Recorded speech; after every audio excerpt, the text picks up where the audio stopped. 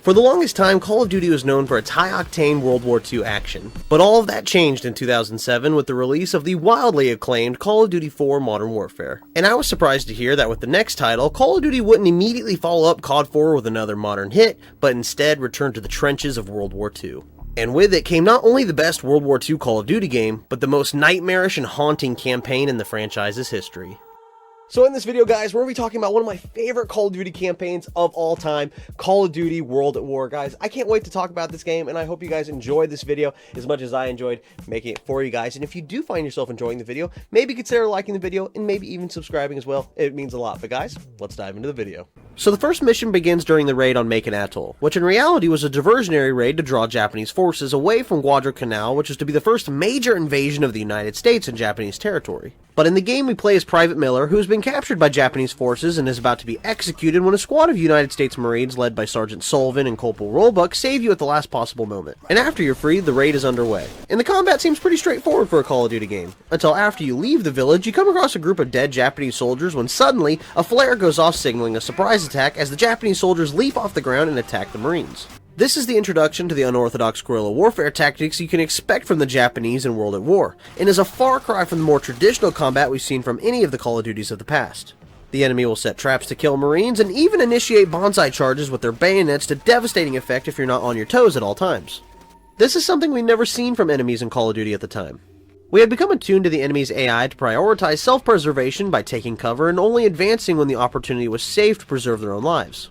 But in World at War, the Japanese troops can go from the traditional combat that we've grown accustomed to at a moment's notice a group of them screaming and charging blindly into your position to deliver an instant kill with their bayonets, not caring at all whether they survive the charge or not.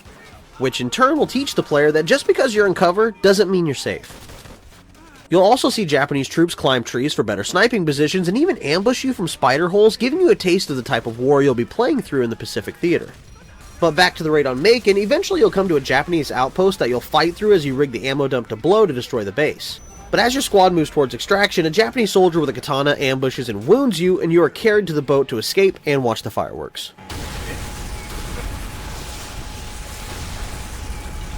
The next mission, Little Resistance, takes place 1 month later as the United States begins their invasion of Peleliu Island. Island hopping campaigns were seen all over the Pacific Theater, with the invasion of Peleliu being done to capture the Japanese airfield on the island for the use by the United States Air Force.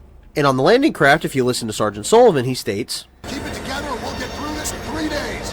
Which is kinda haunting when you realize the real battle went on for over 2 months. But the mission starts as we've seen before in other Call of Duty amphibious landings, reminiscent of the mission set during the D-Day landings in Normandy. And as we approach the beach, we see the United States Air Force continue to bomb the beachhead as soldiers make comments on how the enemy couldn't possibly withstand such an assault. But as we approach, our craft gets stuck in the coral and is targeted by Japanese artillery that ejects us into the ocean.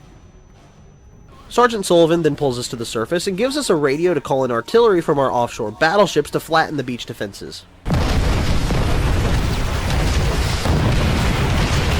And this is when the game throws a curveball, as normally in these amphibious invasion missions in France, we are under a hail of gunfire and artillery as we move up the beach.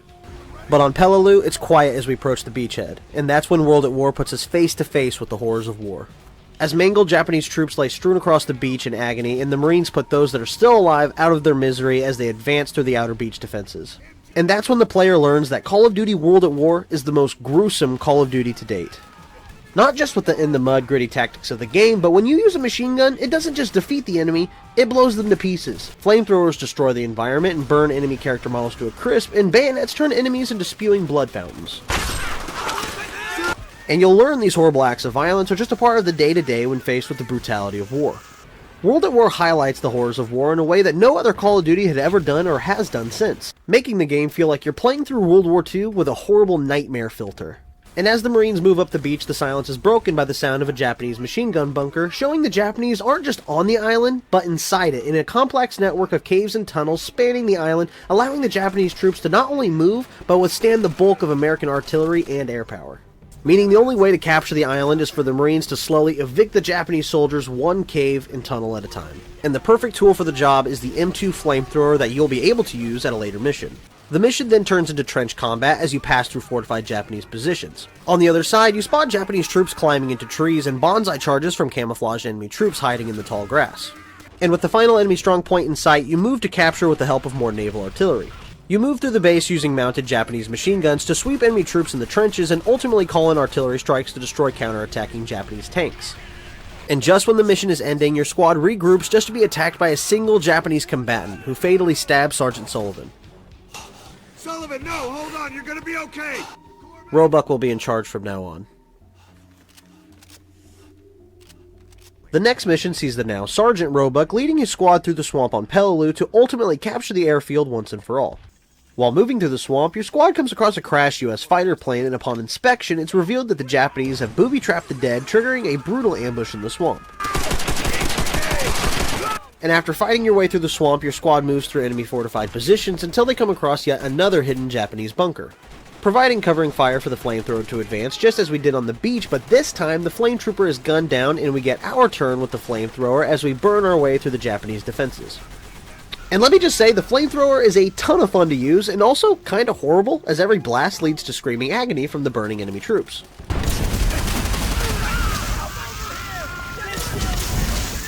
The flamethrower serves as the perfect counter tool to the brutal Japanese tactics introduced in World at War, as no other weapon puts an instant stop to a bonsai charge like a flamethrower. Do you have enemies hiding in the tall grass? Well, burn the grass, eliminating the concealment and the troops hiding within. Snipers hiding in the trees? Well, burn the trees. Japanese troops dug into fortified bunkers? You get the idea. But eventually you'll link up with an allied tank column and move with them as you take out some Japanese tanks yourself. And after a lot of heavy fighting, you'll make your way to the Japanese AA emplacements that are responsible for shooting your planes out of the sky. And after capturing the position, you have to hold it against a Japanese counterattack, and you can even turn the AA guns against them, which is pretty cool. Until finally the attack breaks and the airfield is officially captured. And it's at this point in the campaign that we break away from the Pacific Theater and begin operations in the Eastern Front, playing as the Soviet Union. But it's worth mentioning, in Western media, we tend to overly focus on the roles of the United States during World War II. I mean, they made a Call of Duty called Call of Duty World War II, and it solely focuses on one American squad on the Western Front from 1944 to 1945. Hardly a great composition of the whole scope of World War II. But when it comes to the death tolls of World War II, no country paid a heavier price than the Soviet Union. In the summer of 1941, Germany launched Operation Barbarossa, which saw Hitler's armies driving deep into Soviet territory and even attacking Moscow. But Hitler's conquest to the east wouldn't pass the Volga River. It would end at the siege of Stalingrad. This battle would claim more lives than any other in the whole of World War II and stands as the deadliest battle in human history. And this is where the mission takes place, as you play as Dmitry Pravchenko as he's narrowly escaped a massacre by hiding amongst the dead of his fallen allies. But you aren't the only survivors. You discover Sergeant Reznov, a wounded Soviet sniper that gives you his rifle to help him assassinate his target, a Nazi general named Heinrich Ensel. Together you navigate the urban hellscape of Stalingrad, avoiding German patrols as you move closer to your target. The mission has a really neat section where you're having a cat-and-mouse battle with an enemy sniper in the ruins of the city. Get over to the... We're close. We'll surely have heard those shots. But eventually you're spotted by a German patrol and the Germans begin to burn the building down. But as you narrowly escape the flames, you and Reznov are captured by the enemy, but just before they can execute you, you are saved by Soviet troops en route to assault Amsel's compound. So you escort the assault group, providing sniper cover along the way, until finally the assault on Amsel's compound begins, and when the moment is right, you take down your prey. He's on the move! But there's no time to celebrate, as the Germans have discovered your location and begin to assault the building, and Dmitry and Reznov narrowly escape by diving into the Volga River.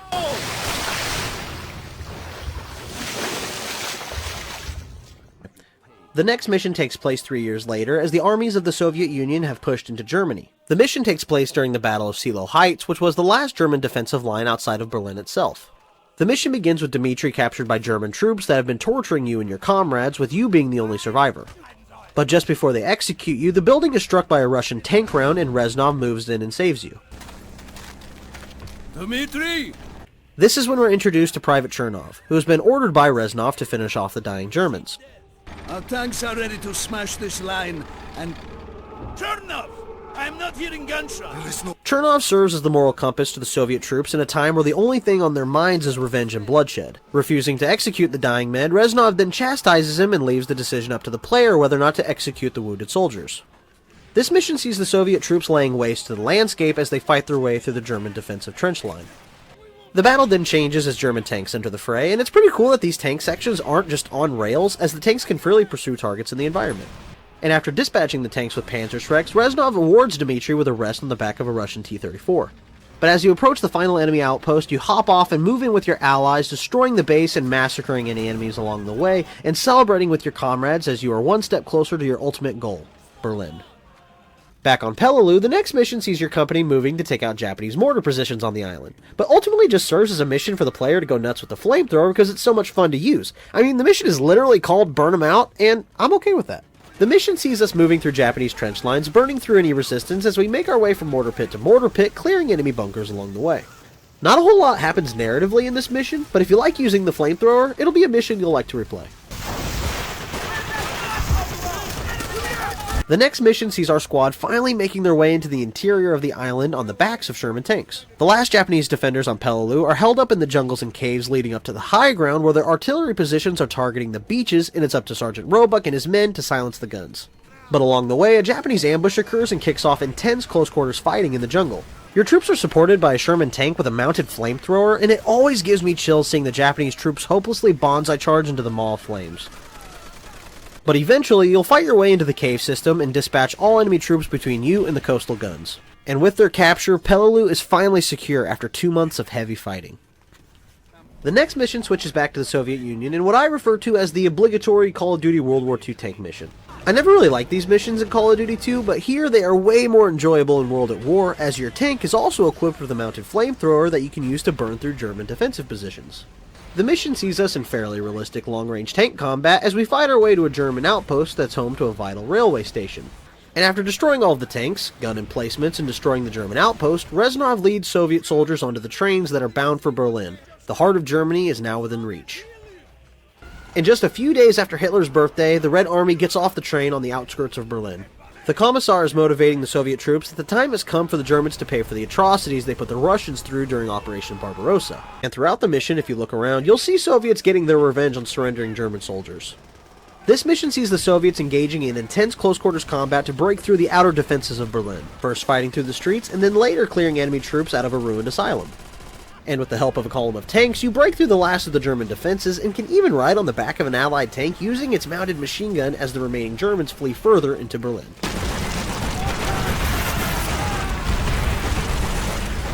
Thematically, the next mission is one of the darkest missions in the entire game. The Red Army has broken into Berlin and must clear the city blocks of German troops one room at a time. The mission begins with your squad having captured a surrendering German soldier, and during the questioning of what they should do with him, he is promptly executed, with his executioner stating, "He can't help us, but he can die for us." War crimes like this are the direct result of the merciless treatment the Germans had for the Russians in their march to Moscow, and now the Red Army is exacting their revenge, as you'll see throughout this mission. And Chernov exclaims how he feels of the violent treatment towards surrendering German troops. This is not war. This is murder. This is how you win the war, Chernov! The fighting begins as you and your allies sweep through the ruined buildings, fighting room to room in vicious close-quarters combat, but ultimately will lead you outside where you'll engage the enemy in the rain-soaked city streets. But soon, German artillery will force you and your allies to flee into the metro system, where you'll fight the enemy until finally the Germans try to flood the metro to defeat you and your allies. The next mission is a pretty unique one. You play as a flight crew member on a B-24 Black Cat as you patrol the seas off the coast of Okinawa, looking for enemies trying to reinforce the Japanese forces on the island. This mission always struck me as like a World War II version of the fan-favorite AC-130 missions from Call of Duty 4 Modern Warfare. But as you patrol, you discover some Japanese merchant ships en route to Okinawa and proceed to send them to the bottom of the ocean. I also think it's a pretty neat touch that whenever your character needs to switch weapons, you actually get to see your character move throughout the aircraft as you change gun positions. And after sinking the enemy ships, you get word over the radio that American ships are under attack and are in need of assistance. Upon arrival, you'll see Allied ships sinking under devastating attacks from Japanese kamikaze pilots. This is a strategy the Japanese implemented to great effect during the Battle of Okinawa and led to hundreds of damaged ships and the sinking of dozens more throughout the war.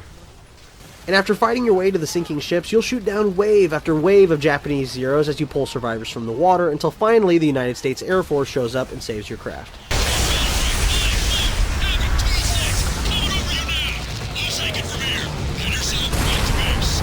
The The next mission takes us back to Private Miller, who with Polonsky and Roebuck are with the invasion force on Okinawa. Your objective being to assault a Japanese fortified position on the island during a monsoon. And by this point in the Pacific campaign, the player has grown accustomed to the brutal tactics used by the Japanese infantry, and using a flamethrower to burn the tall grass and clear enemies out of spider holes has become second nature since our invasion of Peleliu. And interestingly, this mission's name, Blowtorch and Corkscrew, is the actual name of the World War II tactic of pinning down an enemy fixed position with covering fire, while the Blowtorch, a flamethrower-wielding soldier, moves up and destroys the emplacement. Which is exactly what you'll be doing in this mission as you and your squad move through the battlefield, torching enemy bunkers and destroying them with TNT. And with all the enemy bunkers destroyed, the United States' final objective on Okinawa is within reach, Shuri Castle. Breaking Point is the final mission in the Pacific campaign, and sees your squad led by Sergeant Roebuck leading an assault on Shuri Castle on Okinawa. And after fighting your way through the perimeter defenses, you and your allies fall under fire from Japanese mortars and move into the tunnel network to locate and destroy the radio command center. Afterwards, you'll fight your way into the castle and move to clear the Japanese mortar positions. The game also has a really neat nod to the film Saving Private Ryan, where you can pick up the mortar ammunition, prime it, and throw it by hand at the enemy, which is pretty cool.